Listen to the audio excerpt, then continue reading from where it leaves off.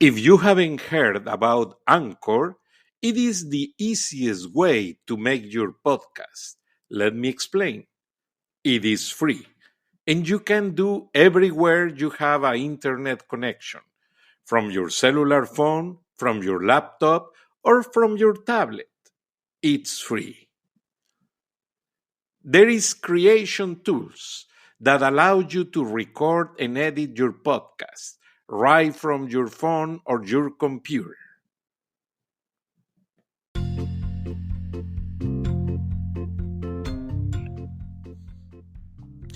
Gracias, Plácido. Regresamos al segundo segmento del programa y estamos muy interesados en todo lo que nos dices. Y yo te preguntaba acerca de que con el problema del coronavirus y todas las situaciones que está viviendo China, si México podría ser el bateador emergente idóneo para ocupar una parte de las maquilas que se hacen en China y hacerlas desde México, porque Estados Unidos no se puede quedar sin productos.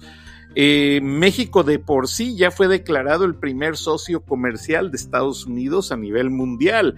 Tengo entendido que el reconocimiento fue hecho hace unos días. Ahora, ¿tú qué piensas, combinado con todo lo que mencionaste que está sucediendo, con que se vengan más negocios a México y que si se pueda manejar todo este volumen de una manera oportuna y económicamente y políticamente bien proporcionado? Bien, el tema son dos temas. El coronavirus, para empezar, está haciendo crisis en la relación de China con Estados Unidos y casualmente en una de las columnas mías anteriores yo hablaba de que tarde o temprano lo comercial iba a derivar en cuestiones de salud. Y yo decía, es increíble, pero las diferencias que tienen los chinos con los norteamericanos se van a venir resolviendo por temas de salud. O sea, Estados Unidos va a tener que resolver de alguna manera el déficit que va a haber en la proveeduría de maquila por parte de China por cuestiones de salud. Ahora bien, el primer tema relacionado con eso es uno de los grandes esfuerzos que México ha desarrollado en sus últimos años es tratar de ser un país que más que exportar maquila, exporte manufacturas terminadas, porque eso habla del nivel de desarrollo de una nación. Tú lo debes de saber. Por ejemplo, países como Honduras, como Vietnam, países como El Salvador, por ponerte unos ejemplos, son grandes exportadores de maquila. Esto es fácil de poder identificar. En una t-shirt, ve la etiqueta y te vas a dar cuenta que está hecha en Honduras, en El Salvador, en Vietnam, qué sé yo. Eso no habla muy bien de México. ¿Por qué? Porque el avance en el desarrollo económico de nuestro país es que sea reconocido y tomado en cuenta por la comunidad económica internacional más como exportador de manufacturas terminadas que por simple maquila. Y seguramente te puedes dar cuenta fácilmente en cualquier tienda de Walmart o donde tú te quieras meter en Estados Unidos, va a ser más fácil que encuentres ahora prendas de vestir con etiquetas de esos países que te acabo de mencionar, muchísimo más de la India, muchísimo más de Vietnam, de El Salvador, de Honduras, que de México. ¿Por qué? Porque ese es uno de los indicadores del desarrollo de la industria de un país. Fíjate lo que va a suceder con este escenario. Estados Unidos va a tener que suplir de alguna manera la maquila china, pero tú debes de saber que la maquila china prácticamente paga salarios de esclavitud, por más que los chinos digan lo contrario. Yo tengo analistas dentro de mi equipo que están trabajando día y noche en China, alimentando información para mis procesos de negocio que yo manejo. Y te puedo decir, he hablado inclusive con empresarios que tienen empresas en China. Uno de ellos es Fernando Turner, que fue secretario de Economía en el gobierno de Nuevo León y que estuvo en el equipo de López Obrador cuando las elecciones del 2012 que perdió. Fernando Turner es un empresario muy exitoso que tiene negocios en China. Entonces, cuando me oigas hablar de cosas relacionadas con China, pues yo me tengo que referir a datos, hechos que le he escuchado a él, que le he aprendido a él, no son míos, yo me nutro de mis fuentes de información.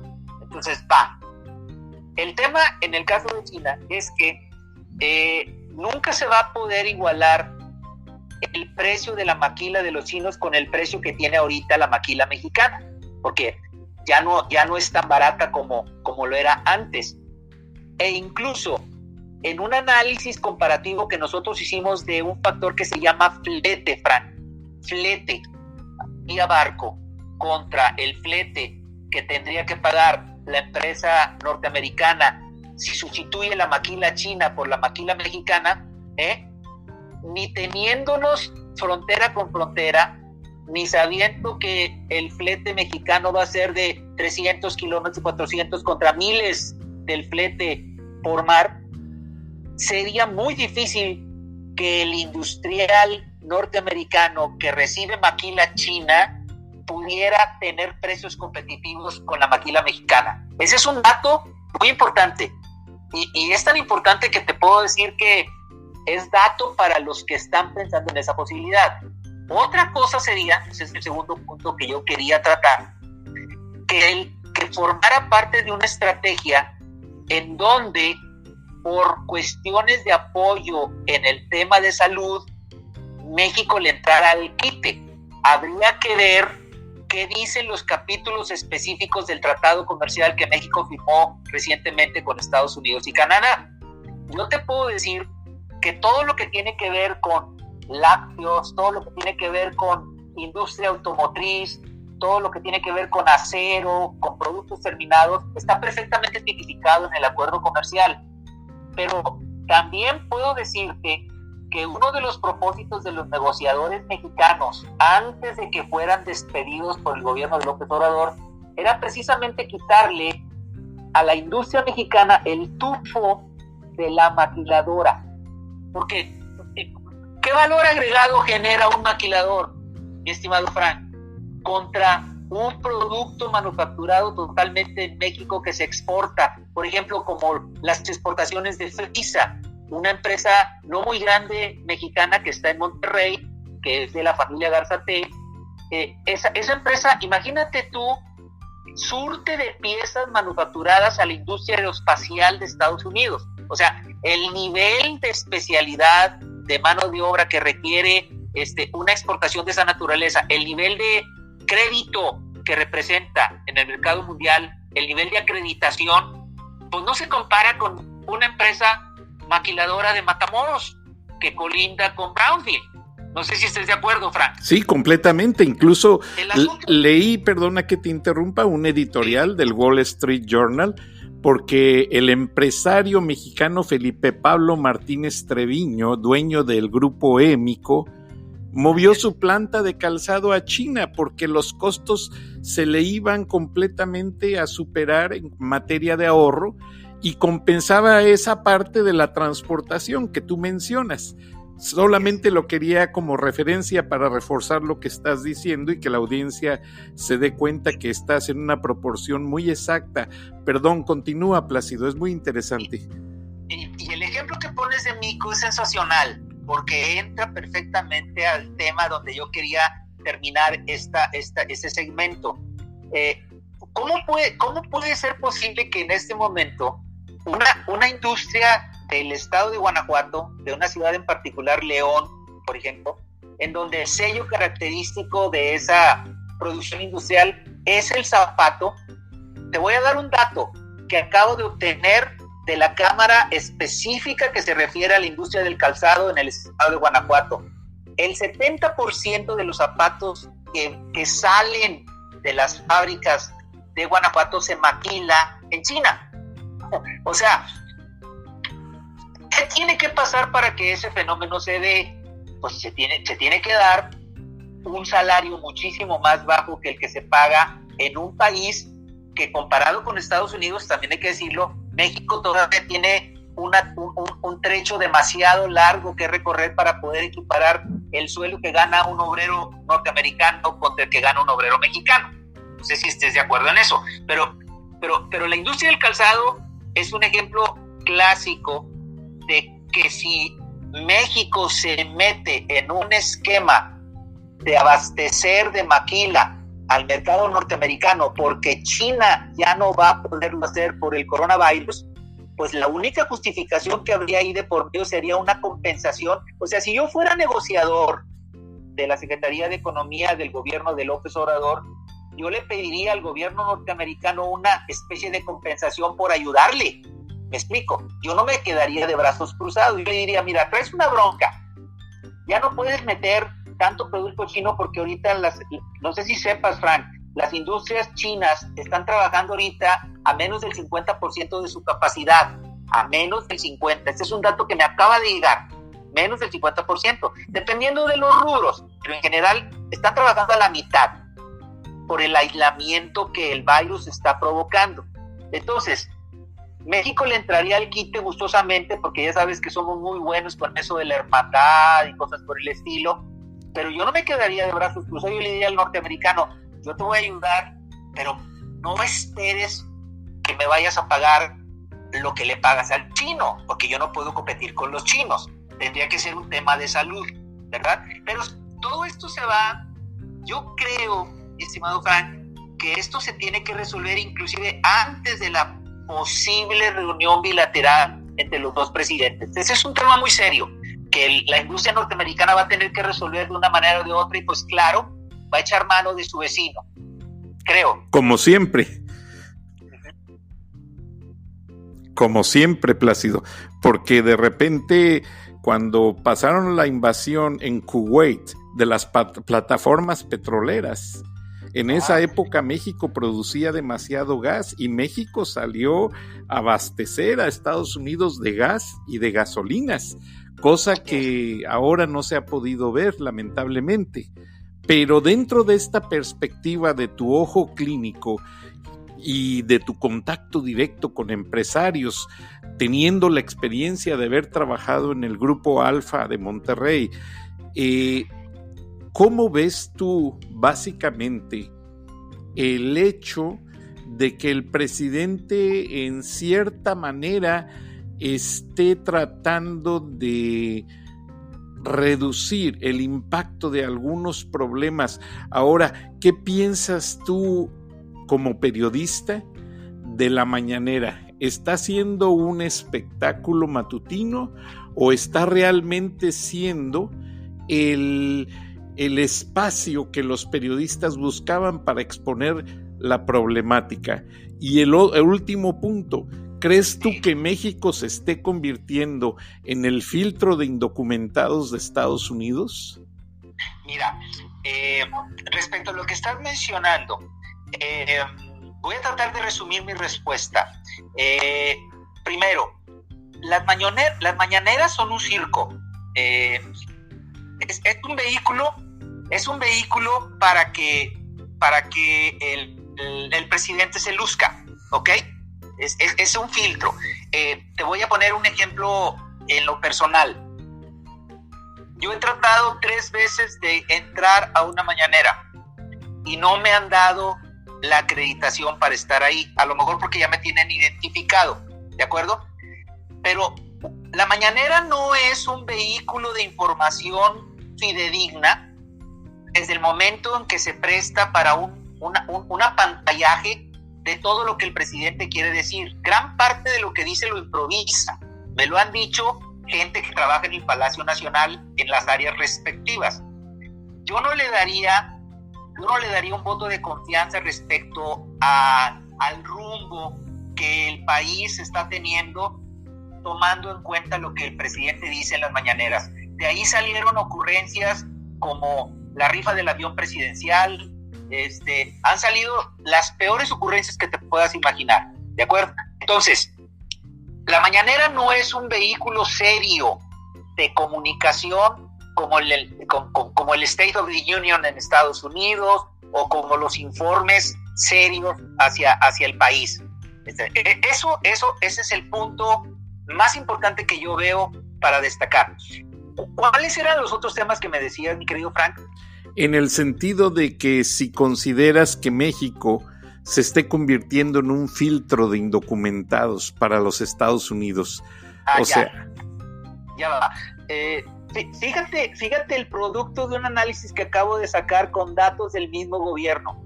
El presidente Trump nos amenazó durante mucho tiempo al principio de que México iba a pagar el muro, un muro de ladrillo, ¿de acuerdo? Lo sorprendente del asunto es que ese muro ya existe, es un muro humano, el que México está poniendo en la frontera con Centroamérica.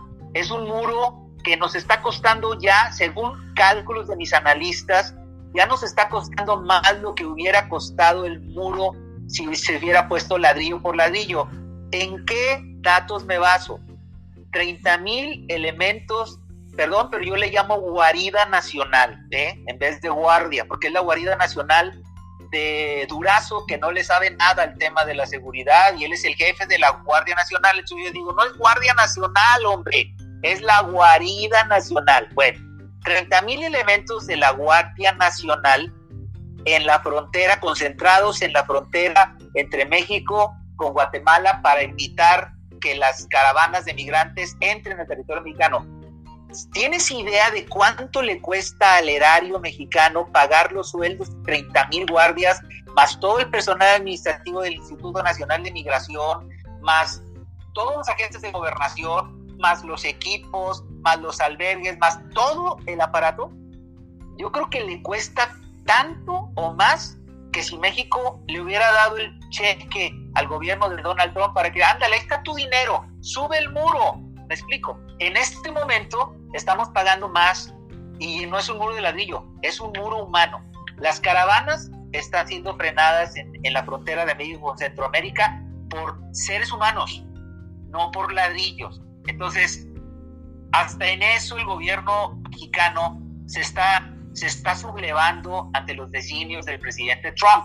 Nada más que ya es diferente, ya no se habla de ladrillos, ahora se habla de personas. Las caravanas están contenidas, es cierto, pero eso cuesta mucho dinero, Frank. Eso cuesta mucho dinero, porque ahí te va el otro costo indirecto. Cada policía, cada militar que es concentrado en la frontera para parar las caravanas de migrantes y quedar bien con el presidente Trump, cada policía de esos que está allá deja de estar en los focos de inseguridad, de crimen, de delincuencia organizada que padecemos en el resto del país, porque no es que digas de que hay 30,000 que están concentrados en la frontera y hay otros 30,000 en el país. No, del mismo vaso están agarrando para poder mover a la gente por todos lados. Entonces, están cuidando la frontera para que no entren las caravanas de migrantes y están descuidando las calles, los campos, las casas, y los robos, los secuestros están aumentando como nunca en la historia de México. Entonces, ve la paradoja. El presidente mexicano le llegó a contestar a Donald Trump: por ningún motivo vamos a pagar ese muro. Pues ya lo estamos pagando, y a lo mejor hasta más caro. No sé si estés de acuerdo en eso, mi estimado Frank. Muy objetiva la explicación. Ahora, obviamente nadie lo va a reconocer de esa manera, porque lamentablemente, pues, Donald Trump ha bajado su retórica anti-México, y su retórica solamente en algunos actos dice que México debe de pagar por el muro, pero realmente el muro en Estados Unidos es social y ya se acabó de edificar en la sociedad norteamericana. Déjame y te explico. Estados Unidos está muy polarizado, está muy dividido actualmente. En algunos segmentos de la población existe, y yo lo siento, yo soy latino con raíces nativoamericanas, y yo ya siento como el hecho de tener mi tez entre roja y morena, se le quedan viendo a uno de una manera muy rara, y eso pues realmente no debiese existir. Ahora, ya en algunas comunidades donde los policías han matado de manera injustificada inmigrantes, parece ser que ya el gobierno federal ya les ha llamado la atención, porque aunque en las cortes no se ha hecho suficiente para ejercer esos juicios por abuso de autoridad, pues ya se dieron cuenta la sociedad norteamericana que realmente sí hay un error muy grande al usar etiquetas contra los inmigrantes de cualquier etnia, asiáticos, latinos, afroamericanos, etcétera. Pero lo que quiero concluir yo por el aspecto de Estados Unidos es que yo siento, porque yo he tenido esta experiencia, tú vienes a una agencia de vehículos en Estados Unidos y aunque seas rojo, azul, morado, del color que sea, si ven que traes dinero para el enganche de ese carro, si ven que cumples con las reglas para dar las mensualidades, pase usted, le sirvo un cafecito, que siéntese acá, de qué carro le gusta, vamos a hacer el mejor deal, el mejor negocio, siéntese, y te ofrecen las perlas de la Virgen. Y me imagino que ahora en México también pasa lo mismo, porque hay mucho crédito ya. Así es. Posteriormente, si tienes un problemita con el carro, que la garantía te falló, algo, regresas a esa agencia de carros con las mismas personas y se te quedan viendo ya de una manera diferente. No te atienden, no entiendo su inglés, no sé de qué me está hablando, y te cambian completamente el escenario y te dicen traiga su contrato y léalo en la parte de atrás. En ese contrato que usted firmó, en esas letras milimétricas, nanoletras, como haces tus análisis con nanotecnología, nanoletras que no se pueden ni leer, con una tinta muy tenue, ahí vienen y ellos se protegen contra todo este tipo de cosas. Entonces, yo no sé si estés de acuerdo conmigo al decir que la historia se está repitiendo. Cuando los mexicanos que vivían en San Antonio estaban muy cansados del gobierno de Antonio López de Santana, porque había un centralismo muy desmedido, ellos fueron los que ayudaron y llamaron a los generales que asistían a quien fue el presidente Houston. Ellos apoyaron la guerra del Álamo para liberarse de México.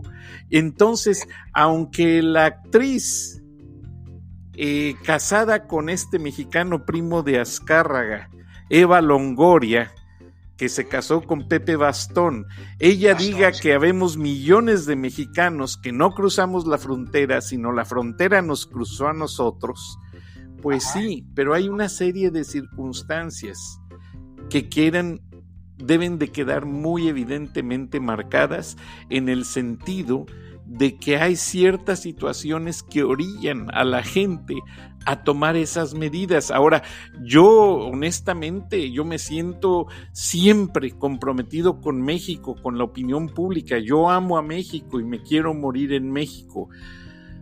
Pero yo veo que mucha gente ya lo tenemos en la educación. Ya no estamos educados para mantener esa oportunidad con esos funcionarios que han fallado y que realmente faltarían horas para narrar todos los detalles de lo que ha pasado, porque también ha habido problemas de corrupción, inseguridad, etcétera, en esta nueva administración en la que la gente tanto ha creído. Entonces, ¿crees tú que el fenómeno de San Antonio, Texas, de ellos realmente acelerar con una guerra esos tratados, esas cosas que pasaron con Antonio López de Santana, crees que podríamos llegar a eso si este presidente mexicano no logra cumplir con todo lo que prometió? Eso es todo lo que le está pidiendo la gente, que cumpla. Él dijo que se iba a reducir la corrupción, el crimen, el secuestro, el asesinato. ¿Qué pasa, Plácido? ¿Son los funcionarios que le asisten que no cumplen? ¿O dónde está ese puente fragmentado entre el presidente y sus funcionarios? ¿No lo escuchan? ¿No le obedecen? Ay, tú lo acabas de decir, la gendarmería, son miles de soldados y policías de la Guardia Nacional, todos trabajando, pero se han distraído en la inmigración y han descuidado al mexicano. Mira, yo lo resumiría de la siguiente manera, Frank. El presidente que tenemos ahorita cree que todavía está en campaña. O sea, no le cayó el 20. Es un presidente que en lo que hace, en lo que dice, en las decisiones que toma, son clásicas de un candidato. Sigue prometiendo. Hay una situación de origen. La situación de origen es esta.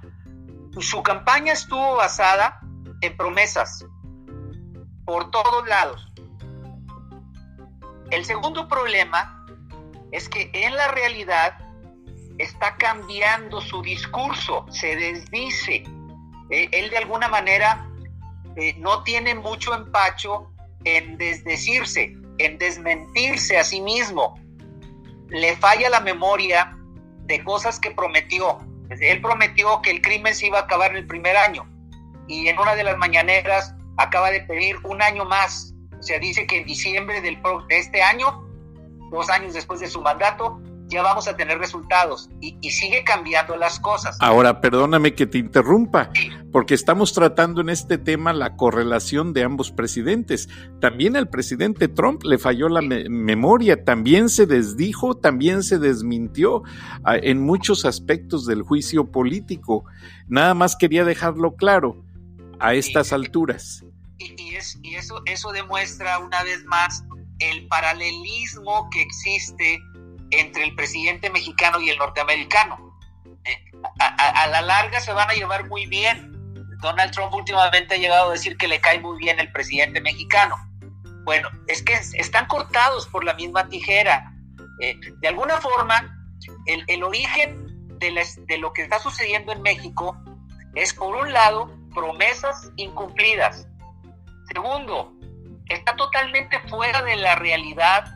No escucha a los expertos, que sí los hay, cuando le dicen que es un error garrafal clausurar la obra del nuevo aeropuerto del lago de Texcoco, porque se van a perder $300 millones, y es un error garrafal doble, porque la base de Santa Lucía, en donde quiere poner el nuevo aeropuerto y que ya se está construyendo por sus pistolas, quiere construir ese aeropuerto, trae deficiencias técnicas que los mismos especialistas franceses que él contrató, o sea, los contrató, yo creo que después de que dijeron eso, no les va a querer pagar las facturas, ¿verdad? Porque los trajo a México, hicieron el análisis y se dieron cuenta de que la topografía del aeropuerto de Santa Lucía no tiene las características. Hay un cerro ahí que a todo mundo se le escapó. Entonces, está encaprichado. Se encapricha porque sabe que detrás de él tiene a 30 millones de personas que le echan porras. Es como, perdón la expresión, pero es como un merolico. El merolico se crece, no sé si en Estados Unidos, pues bueno, los mexicanos que me van a escuchar en Estados Unidos, no sé si los cubanos capten lo que es un merolico, pero es un vendedor callejero. El merolico tiene encantada a la gente. Al menos los merolicos hablan fluido. Nuestro presidente no habla fluido. Le tienes que andar adivinando las palabras. O sea, maneja pausas muy desesperantes. Entonces, lo que él prometió no lo está cumpliendo. Y se basa en sus contradicciones en que tiene el respaldo popular de las encuestas. Pero está metiendo al país, lo está metiendo en graves aprietos. Porque el empresario mexicano no ve certeza jurídica, ni legal, ni operativa, ni comercial para seguir invirtiendo. ¿Cómo va a invertir un empresario de Monterrey en Michoacán? Si en Michoacán 10 disque maestros de la CENTE bloquean una vía del ferrocarril y provocan pérdidas multimillonarias. No hay certidumbre. Entonces, sí, el gobierno mexicano en este momento es una clara demostración de lo nefasto que es un régimen populista. El gran problema, el año pasado, seguramente tú los leíste, mi estimado Frank, yo hice una visita de 11 días a Venezuela, en donde estuve escribiendo de Venezuela. Fueron 7 artículos que escribí de los recuerdo. Para que nadie me platicara. Estuvimos 11 días en Venezuela viviendo la realidad. Y yo hice una analogía paso por paso de lo que ocurrió con Hugo Chávez, que está ocurriendo ahorita con López Obrador. Haz de cuenta que los pasos que siguió Hugo Chávez los está aplicando López Obrador en México, pero a una velocidad de rayo, porque Hugo Chávez le tardó 12 años